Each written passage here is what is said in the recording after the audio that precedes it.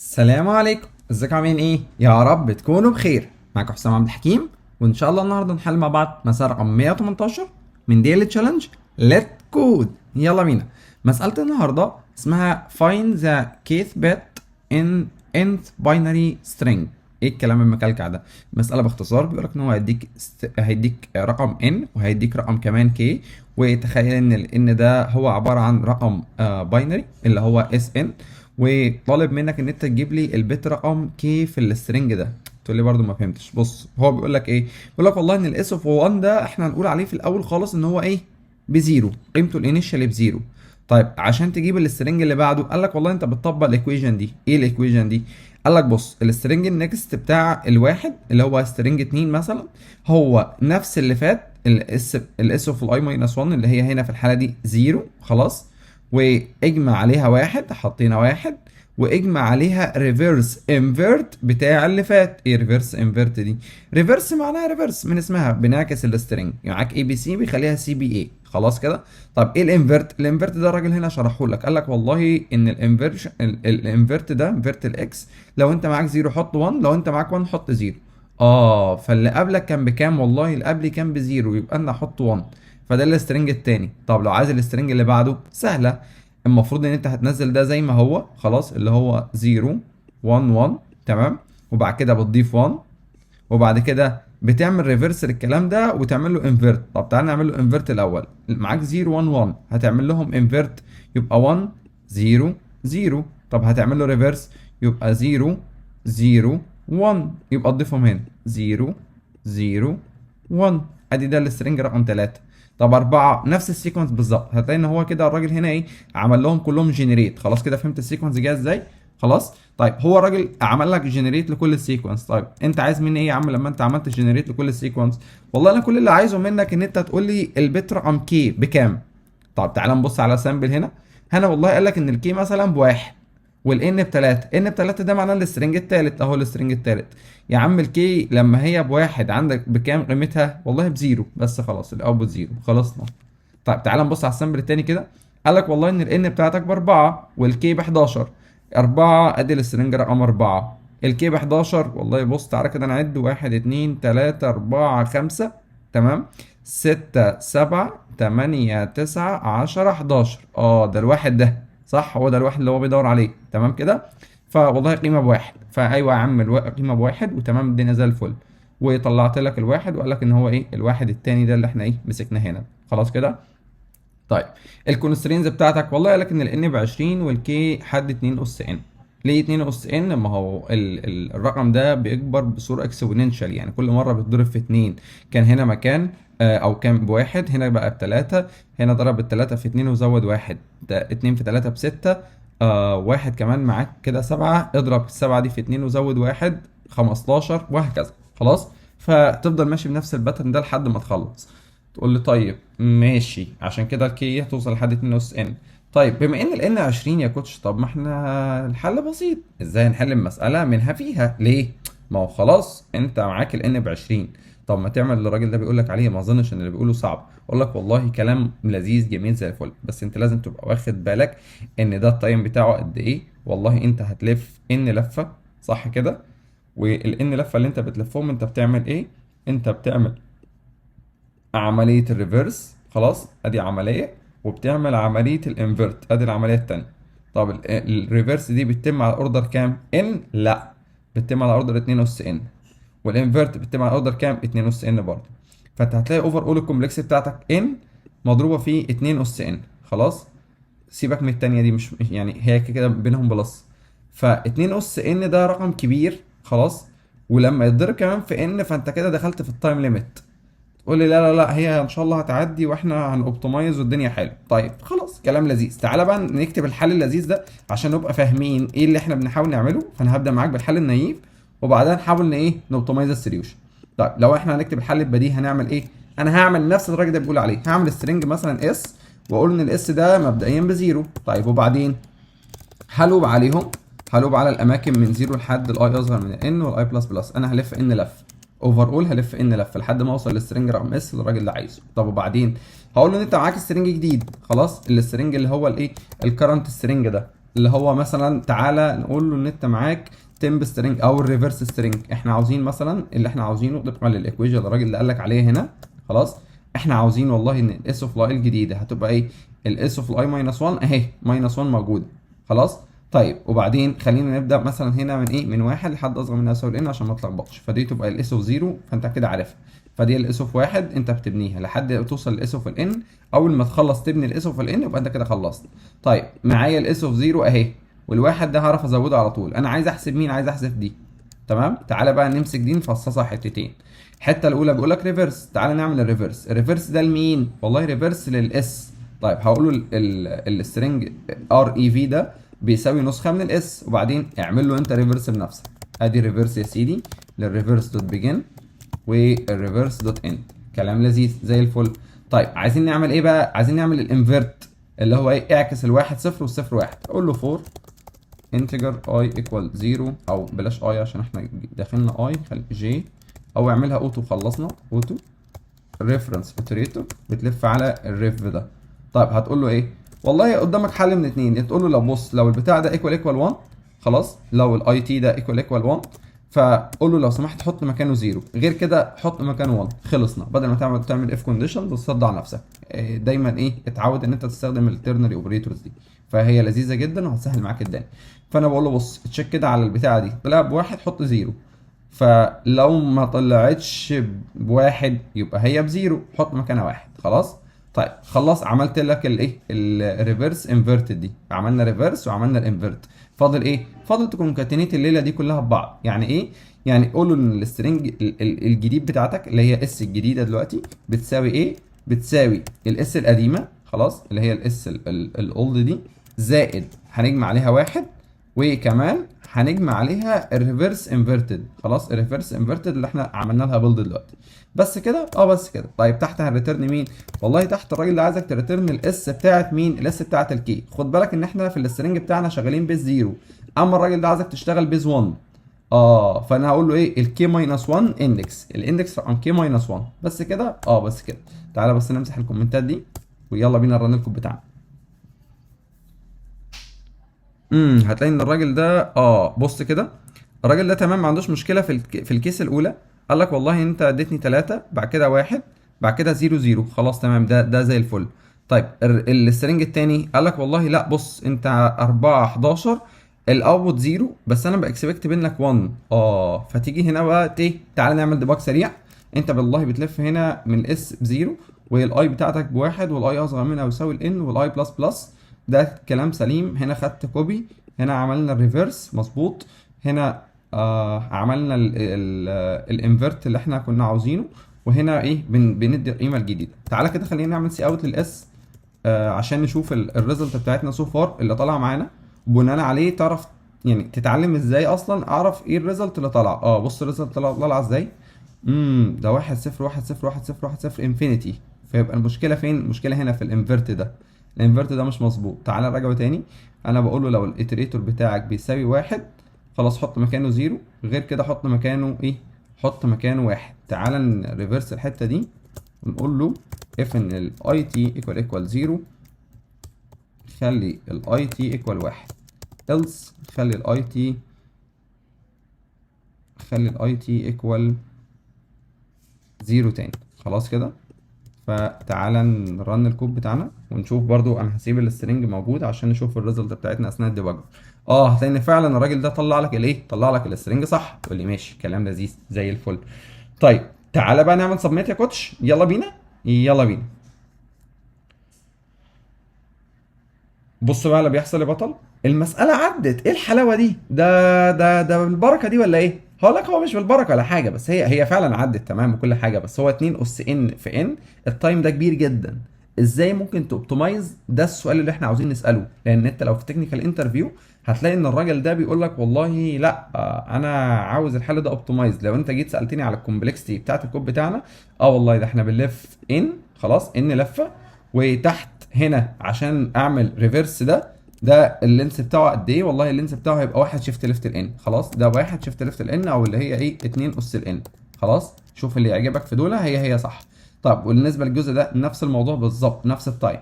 فانت اوفر اول بتلف ان في 2 اس الايه؟ 2 اس الان. ده الكرنت ستيت. طيب ايه بقى الحته الاوبتمايز اللي انت عاوزنا نعملها يا كوتش عشان نخلص؟ هقول لك هو انت لازم تبيلد كل السيكونس؟ تقول لي مش فاهمك. اقول لك بص، هنا الراجل ده بيديك السترنج الاول والثاني والثالث والرابع. احنا اللي بنعمله هنا احنا بنعمل ايه؟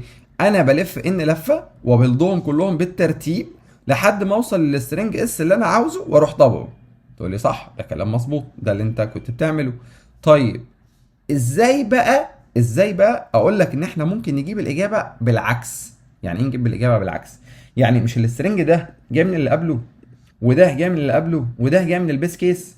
فاذا بمعلوميه كل دول انت تقدر، طالما انت عارف البيس كيس، انت تقدر تقول له كل واحد شوف انت جيت ازاي، وانت شوف انت جيت ازاي، والاولاني ده يقدر يرد عليك. تقول لي مش فاهم. اقول لك بص، تعال نرجع للبورد بتاعتنا كده ونحاول نسمبليفاي السوليوشن بالراحه واحده واحده، وعايزك تركز معايا عشان ده يعتبر من التكنيكس اللذيذه جدا، واللي لو انت اتعلمتها هتفرق معاك جدا، سواء لو انت في انترفيو او حتى انت في كومبيتيشن. خلاص. طيب دلوقتي لو انت فاكر التست التاني اللي الراجل اللي قال لك عليه هنا، قال لك والله الاندكس 11 ده اللي هو الواحد ده اهو، خلاص، اللي هو الواحد فين؟ اللي هو الواحد ده. كلام سليم، كلام زي الفل. طيب دلوقتي تعال نشوف اللينس بتاعت كل واحد فيهم ونحسبه. والله اللينس بتاع الراجل ده واحد، وده تلاتة، وده ده تلاتة، اتنين في تلاتة بستة، ده بسبعة، وده اللي ب15. خلاص كده. طيب كلام سليم زي الفل. دلوقتي لو انا عندي ليك سؤال، هو انا لو سألتك الواحد ده جه ازاي، هو المفروض السترنج اللي اللينس بتاعه 15 ده حصل له البيلد بتاعه تم ازاي؟ هتقول لي والله بص، هو مبدئيا دول كلهم هم اللي هم لحد هنا، بص كده اهو، لحد هنا هم كلهم نفس الريزلت بالظبط اهم، دول صح؟ والواحد ده الواحد اللي كان بيضيفه. اما دول بقى، والله دول يا كوتش دول الانفرت بتاع الايه، بتاع الجزء ده. تلاقي هنا زيرو، هنا واحد، طب هنا ثلاث وحيد، هنا ثلاث اصفار، هنا صفرين، هنا واحدين، هنا واحد، لا هنا زيرو. خلاص، ده الانفرجن بتاعه صح؟ طيب يبقى انا كده لو الراجل ده سالني على الواحد ده، اقول له ممكن تجيبه من السترنج اللي فوقيك. تقول لي ازاي؟ اقول لك بص، احنا كده كده خلينا نخزن ان في عمليه انفرجن بتتم. يعني انا هخزن كده ان في عمليه انفرجن بتتم. امتى الانفرجن دي بتحصل؟ والله على حسب. يعني لو الراجل ده مثلا لو جينا بصينا على السامبل الاول عشان سامبليفاي معاك الموضوع، جيت سالتك على الكيب واحد، وبغض النظر عن الان بخمسه ب10 ب15 ب20 مش هتفرق، بس انت هتلاقي ان الان بواحد كلها باصفار. ايه ده؟ يعني انا ممكن اعمل اف كونديشن واحده واقول للراجل ده بص، لو الكي بتاعتك بواحد ريتيرن صفر وتطلع صح؟ اقول لك صح. انت كده بتحاول ايه، تدور على الحل الجريدي اللي يمشي معاك دايركت. خلاص، فانا كده ايه، ضمنت حته اللي هو ايه، والله بص على اول مكان. طب تاني مكان ده ما تعرفش تمسكه؟ اقول لك بص، والله على حسب. ايه اللي على حسب بقى؟ حسب انت في انهي جزء من السترنج. مش السترنج ده بيتقسم من ثلاث حتت، حته في الاول اللي هي جايه من اللي فوقيك، او في رقم واحد، او حته تانية جايه من اللي فوقيك بس معمول له حاجتين. ايه الحاجتين؟ معمول له ريفرس ومعمول له انفرت. خلاص، فانت عاوز تحدد الكي بتاعتك تنتمي لانهي جزء. لو الكي في الجزء الاولاني، خلاص انا هقول له اطلع فوق وانت ساكت. لو الكي في الجزء الثاني او في الجزء اللي في النص، فاقول له خلاص رجع واحد. لو الكي في الجزء الثالث، انا هقول للراجل ده بص، احنا جايين من اللي فوق صح، بس في حاجتين تموا. ايه الحاجتين اللي تموا؟ والله تم ريفرس وتم انفرت، اعملهم واطلع. قبل ما تطلع اعمل الاوبريشنز دي. اقول لك ماشي. طيب فانت دلوقتي تعالى ناخد السامبل الثاني ونشوف الكيب بتاعته في انهي نص، في الجزء الاول ولا الثاني ولا الثالث؟ والله الكيب 11 يا عم، الكيب 11 ماشي. طيب انا في انهي ان؟ والله الان بتاعتي باربعه. طيب ماشي، بص الان كده باربعه اهي، اللي هي اللينس بتاعك 15. تعال نجيب الميد عشان نمسك الجزء اللي في النص ده بناء عليه نحدد. طب الميد ده نجيبه ازاي؟ طب اللينس ب 15 صح؟ والله الميد عشان تجيبه، قول له والله هات اللينس على 2 اللي هي 15، اقسمها على الاثنين وزود واحد. طب ليه ازود واحد؟ ما عشان الواحد اللي احنا بنضيفه ده اللي هو في النص، انا عايز امسك السنتر. ف 15 على الاثنين، والله 15 على الاثنين فيها السبعه. طب 7 زائد 1 8، يبقى الميد بتاعي سو فار دلوقتي ب 8. طيب ال 11 دي مالها؟ اصغر من الثمانية ولا بتساوي الثمانية ولا بعد الثمانية؟ والله ال 11 دي بعد الثمانية. طب طالما ال 11 دي بعد الثمانية، يبقى نعمل ايه؟ يبقى انا كده في عملية انفرت هتتم. خلاص، في عملية انفرت هتتم وفي عملية ريفرس هتتم. في عمليتين هيتموا هنا، ريفرس وانفرت.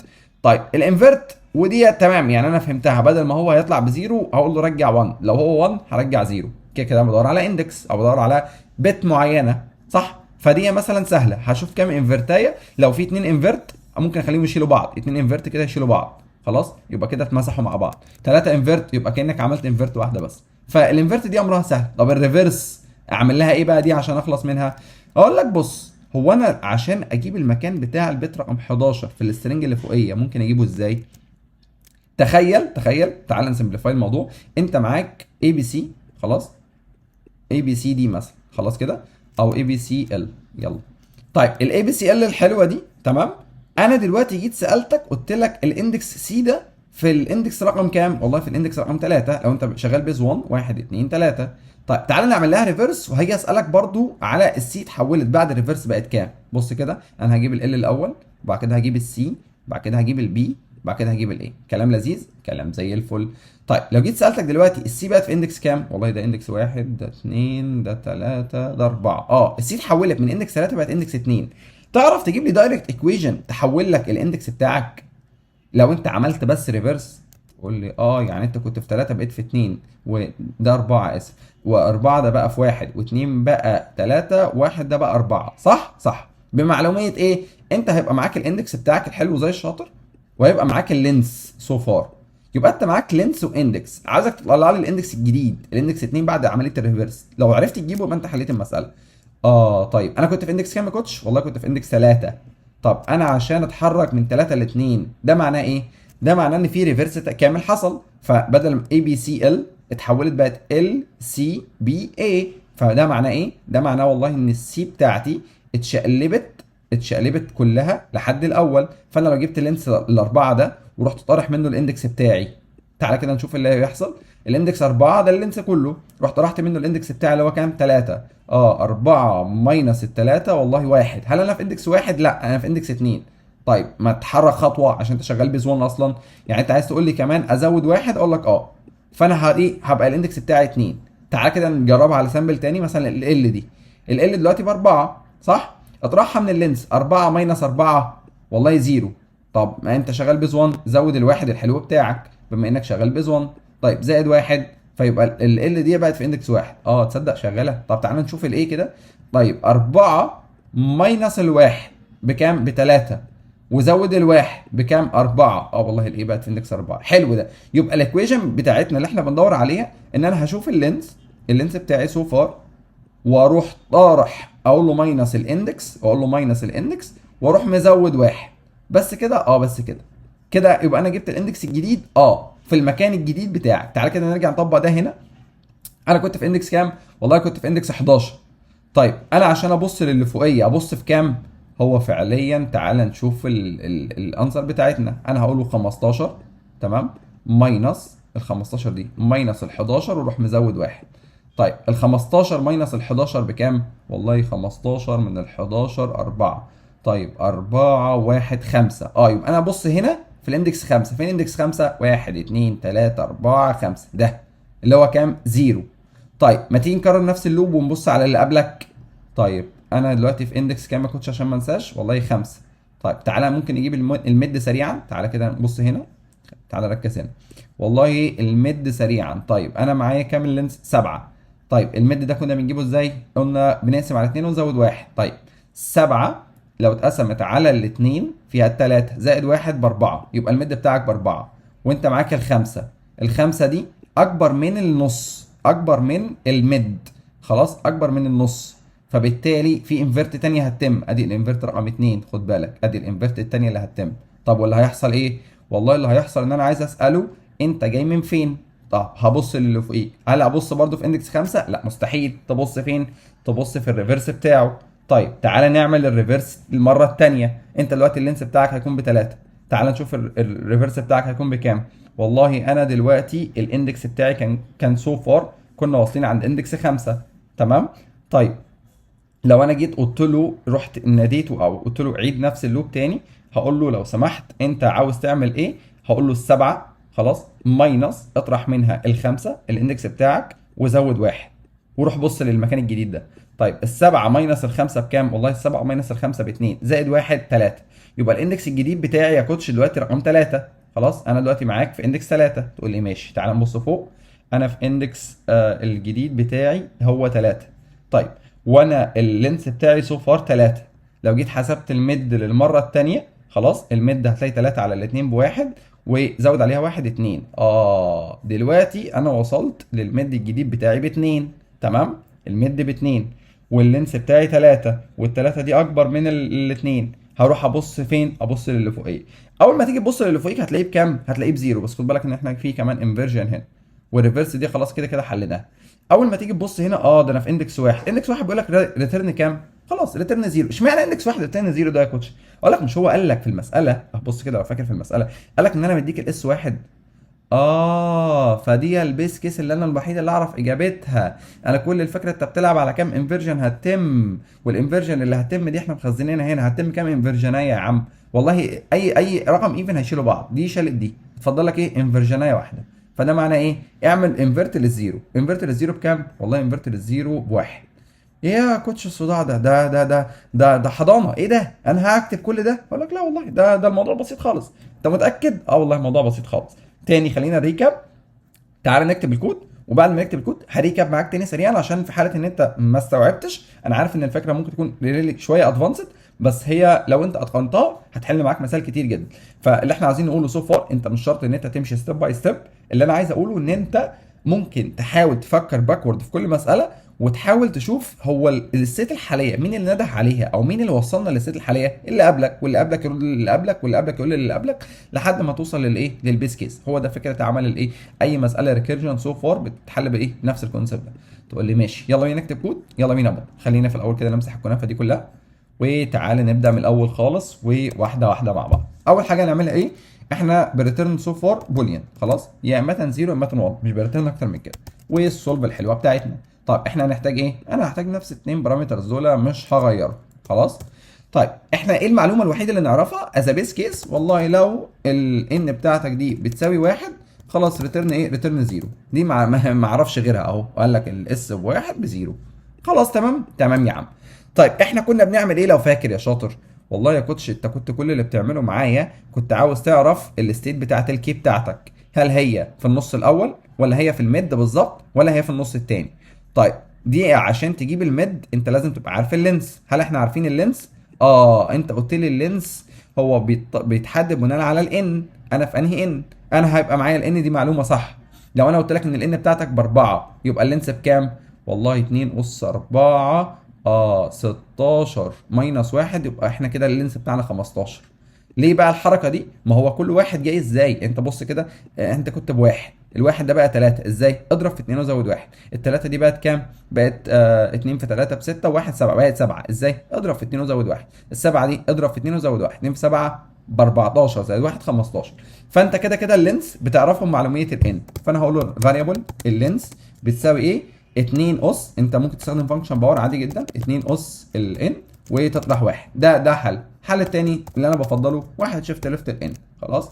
وبرده ما تنساش ان انت ايه؟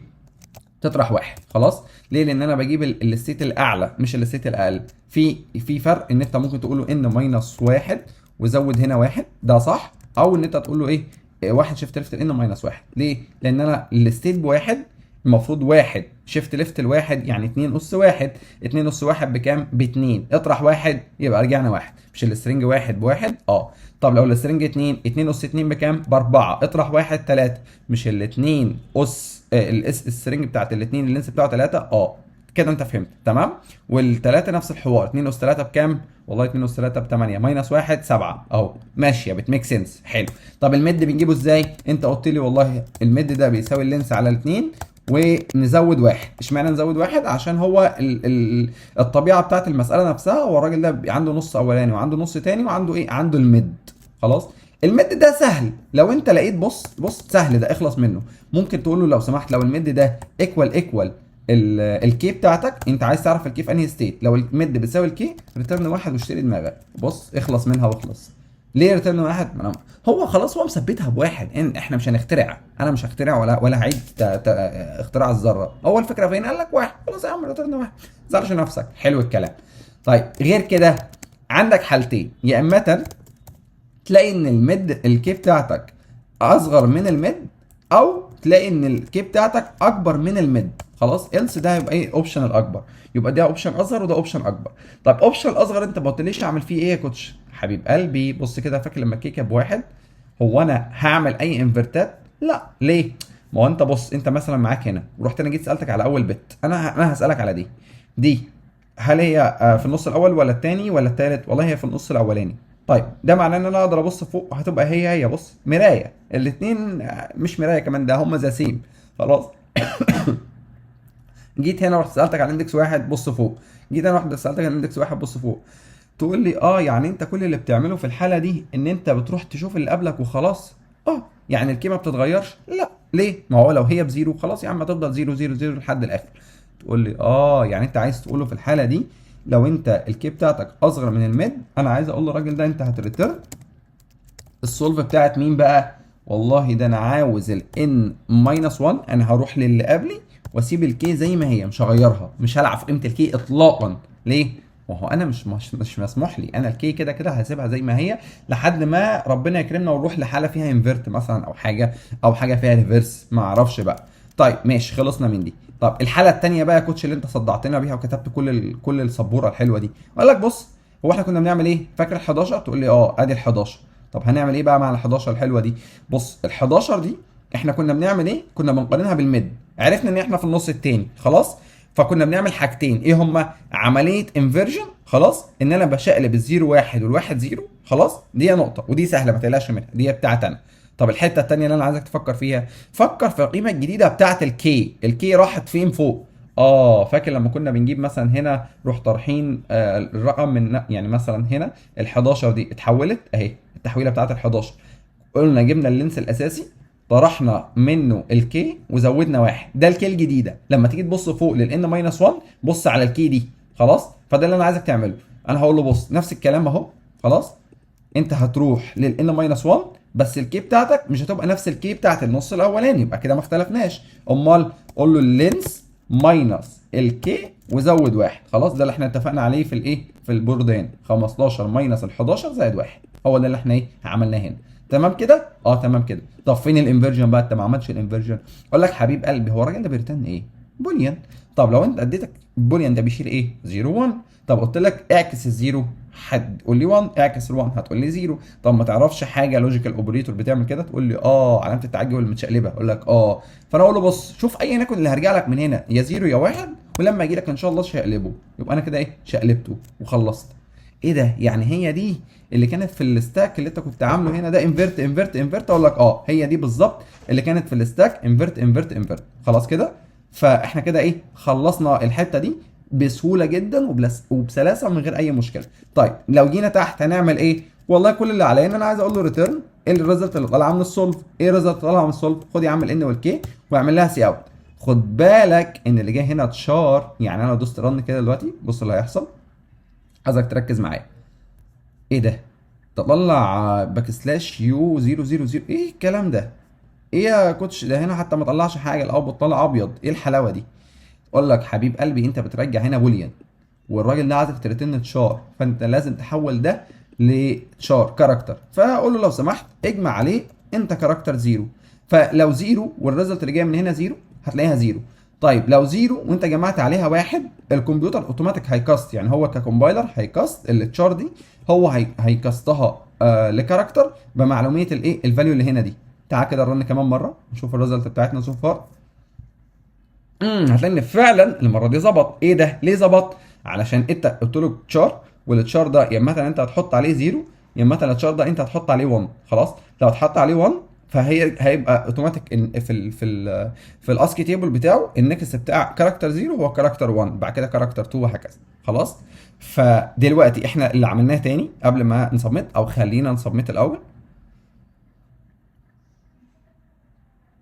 هتلاقي ان فعلا جاب اكسبت وبيت 100% من الحلول. ايه الدلع ده يا كوتش؟ ايه الحلاوه دي؟ طب الكومبلكس هنا كام؟ اقول لك حبيب قلبي، هو انت هنا بتعمل ايه؟ والله انا بوصل للان كبيس كيس. طب غير كده سيبك من الاثنين كونديشن دول. خلاص الاثنين انتجر دول. والله هنا اما بريتيرن فدي خلصانه. هنا بعمل ايه؟ بروح للي قبلي. هنا بعمل ايه؟ بروح للي قبلي. بقى هنا بسيب الكي زي ما هي، وهنا بغير قيمه الكي. فكل اللي بنعمله سو فار ان احنا بنمشي ان لفه. فانت بدل ما انت كنت بتلف 2 اس ان مضروبه في ان، انا بلف ان بس، اللي هم كام اصلا؟ اللي هم 20 لفه بس كده. بس كده. فخدنا ال 100 بيت 100%. هتلاقي الميموري مش افضل حاجه عشان ده بكل الستاك، فاحنا بنعمل كولز كتيره جدا. خلاص، عدد الكولز اللي هو ان كول برضو سو فار. خلاص، فكميموري وكاسبيس احنا بنلف ان لفه. طيب يخش برضو انا مش فاهم، ممكن نريكاب كده سريعا كمان مره؟ اقول لك ماشي. بص، احنا اول حاجه مسكنا في البيس كيس. خلينا نفتح الديسكربشن. هنا احنا كنا جايبينها من البيس كيس. خلاص، فانا معايا والله الان الان مثلا كانت ب 3 و1 او الان كانت ب 4 و11، مش تفرق معايا، بس انا كل اللي عايز تبقى عارفه هو الراجل ده اداك بيس كيس. قال لك والله لو الان بتاعتك بواحد فالايه الانسر زيرو. مفيش فكه في الموضوع ده. ماشي. غير كده انا قسمت المساله لثلاث حتت. ليه ثلاث حتت؟ عشان هو قال لي هنا ثلاث حتت، انا مش من دماغي خدت القرار. هو الراجل ده هنا هو اللي حدد. قال لك والله ان انت عندك جزء بري، وعندك جزء بالميد، وعندك جزء ايه، عندك جزء بعد كده. خلاص، فانا لو انا قبل انا مش مسموح لي اغير. ليه مش مسموح لي اغير؟ هي نفس الكي. انا اصلا في النص الاولاني لو خدت بالك حتى واحنا كنا بنرسم هنا، ما هو ده موجود هنا، وده كله موجود هنا زي ما هو، وده كله موجود هنا زي ما هو. فانا يعني كل ده اهو هتلاقيه موجود مرايه، ما اتغيرش. وده كله هتلاقيه موجود مرايه للي تحته. لو انت حبيت ترسم السترنج اللي تحته هتلاقيه موجود مرايه هو. فده ما بيتغيرش. فانت ليه تلعب في قيمه الكي؟ هو قال لك اندكس 7 يبقى اندكس 7 ده موجود هنا وموجود فوق. قال لك اندكس 5 اقل من النص، طالما اقل من النص يبقى هو موجود. فكده دي ما فيهاش فك. طيب لو انا بالمد نفسي، والله لو انا بالمد نفسه سو فار، هو قال لك بواحد. ادي المد هنا بواحد، ادي هنا المد اهو بواحد. احنا مش ايه، مش هنخترع اهو. هو قال لك بواحد فانا اديت له واحد. خلاص ماشي، الراجل ده اقتنع. طيب غير كده بقى، هنا دي التركه دي اللي انت تحسها صعبه شويه، بس هي ما فيهاش صعوبه ولا حاجه. دي قسمها لحتتين. ايه الحتتين؟ والله عمليه انفرت وعمليه ريفرس. فاكر الانفرت والريفرس اللي كنا بنعمل كل واحده منهم يا اما بفانكشن يا اما بلوب؟ احنا عملناهم هنا بلوجيكال اوبريتور بس، وعملناهم بان انا اغير قيمه الكي. بدل ما الكي كانت باصه في حته معينه، انا قلت له بص فوقيك في جزء تاني، جزء معكوس. طب ليه الجزء المعكوس؟ عشان فكره اي بي سي ال لما جينا عكسناها خليناها ال، بعد كده جبنا السي، بعد كده البي، بعد كده الاي. خلاص، فدي التركه. طب الانفيرجن، هو هنا عمليه الانفرت بتتم تبعيا. هو كل مره بينادي كام انفرت. هنا والله هتلاقي نفسه ان هو كم مره طلع اكبر. لو جينا مسكنا مثلا التست اللي هو التست ده، تيست 2، هو ال 11 بتاعته دي لو جيت خدت بالك، هو كان عنده اللينس كام؟ والله كان عنده الميد طلع ب 8، كان عنده 8، والكي بتاعته كانت ب 11. فبما ان ال 11 اكبر من الكي، فانت كده عندك ايه؟ عندك انفرت هتتم. فانا كده في ايه؟ في انفرت هتتم. طب اللفه اللي بعدها، والله لما انا حولت ال 11 بالطريقه بتاعت اي بي سي ال، طلع لنا كام؟ طلع لنا اندكس 5. واللينس الجديد بتاعي لما جيت اجيب الميد كان المفروض بالنسبه لنا 2 في 8 كان 4. خلاص، كان الميد اكزاكتلي كان باربعه. فدي المره الثانيه كان الميد غلب، او الكي غلبت الميد، غلبت النص. ليه؟ عشان هي ازيد من الاربعه. 2 في 3 ب 6، يعني 2 في 3 ب 6، 1 7. لما جينا نجيب الميد كان المكان الرقم 8 صح. فبالنسبه لنا كان في انفرتايه ثانيه هنا هتتم. خلاص، واللفه الثالثه نفس الموضوع. هتلاقي ان احنا الكي بتاعتنا لما اتحولت بقت ب 3، واللينس الميد بتاعنا كان ب 2، فدي الانفرتايه رقم 3. فانت عندك كام انفرتاي تمت؟ والله في 3 انفرت تموا. على ما توصل للبيس كيس، والله البيس كيس بزيرو صح. انفرتها واحد، ادي خلصنا من دي. انفرتها تاني زيرو، ادي خلصنا من دي. انفرتها تالت واحد، ادي خلصنا من دي. فالاجابه بالنسبه لك سو فار كام؟ واحد. بس كده؟ بس كده. دي فكره الريكيرجن سو فار. فاتمنى لو الفيديو عجبكم يا ريت ما تنسوش تعملونا بلايك كومنت وشير، واكيد طبعا سبسكرايبك الجميل، وما تنساش تفعل زرار الجرس، وتعرفونا في الكومنتس لو في الشرح بتاع المساله كان فعلا مفيد وسمبليفاي وواضح. يا ريت برضو تكتبوا لي في الكومنتس. شكرا، واشوفكم في فيديو جديد. سلام عليكم.